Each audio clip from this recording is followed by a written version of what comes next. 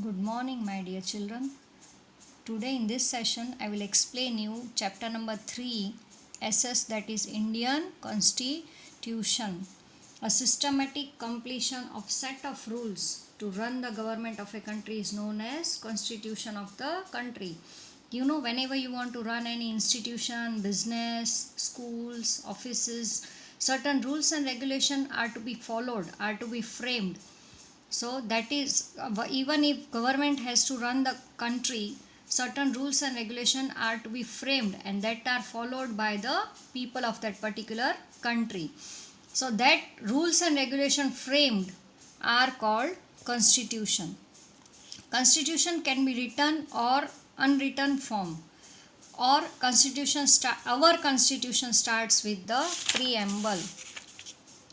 How was the Constitution of India formed? You know, children? The Constitution of India is a statement of national goals and aims such as democracy, socialism, secularism, national unity, etc. The Constitution Assembly was established. It started working from 9th December 1946. We got independence in 1945. And 15th August, and they started working from 9th December 1946 to frame the rules and regulation that how we will run our independent India. The Constituent Assembly was formed of prominent and distinguished scholars and leaders. You know, few scholars were appointed particularly to sit and frame these rules. Their political vision and foresight was incorporated in the Constitution. Leaders like Jawaharlal Nehru, Dr. Rajendra Prasad, Sardar Patel, Maulana Abul Kalam Azad, Shyam Prasad Mukherjee, Sardar Baldev Singh, etc. provided their guidance. Frank Anthony represented the Anglo-Indian community and H.P. Modi represented the Parsi community.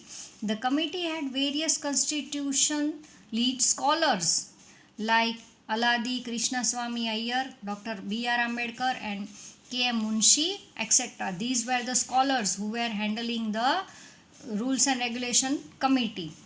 There were female members also. They were included like Sarojini Naidu and Vijayalakshmi Pandit in this committee. Dr. Rajendra Prasad was elected as the President of the Constituent Assembly. There were a number of subcommittees to take care of various aspects of the Constitution.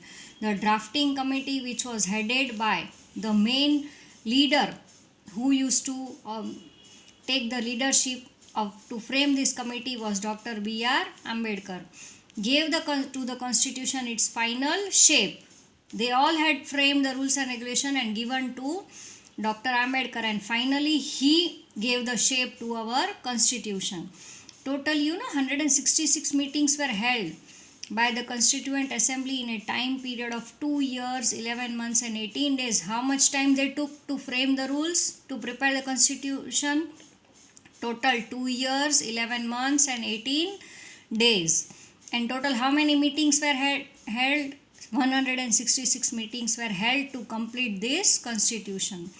On 26 November 1949, the committee passed the Constitution. The Constitution was prepared, signed, finalized, which was enforced on 26 January 1950.